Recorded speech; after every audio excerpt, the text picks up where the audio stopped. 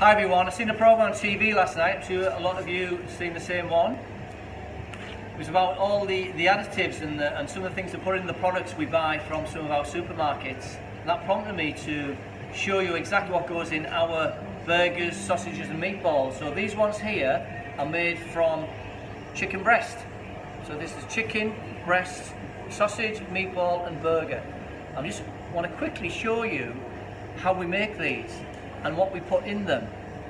And truthfully, it's not what we put in them, it's what we don't put in.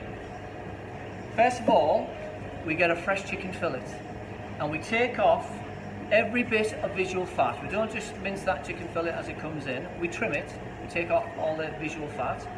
So we mince it. So that's the chicken fillet minced. There you go, straightforward. Then all we do to that, we add some natural herbs. This is more or less what goes into one of our burgers. That's it. We don't put rusk in. A lot of butchers and supermarkets will put rusk in, which is powdered bread.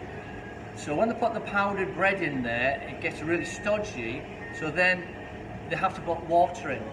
And some of them put quite a lot of water in, so you end up getting less of the chicken.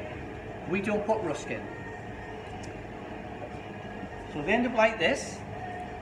No rust, that means they're gluten-free. And also, there's no preservatives, no E numbers or colouring in our chicken burgers, sausages and meatballs. I truly believe there's nobody making them anywhere in the UK like us.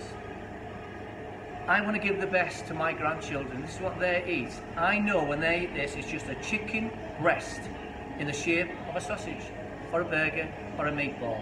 No preservatives, no E numbers, no colouring, no rusk in there, all gluten-free.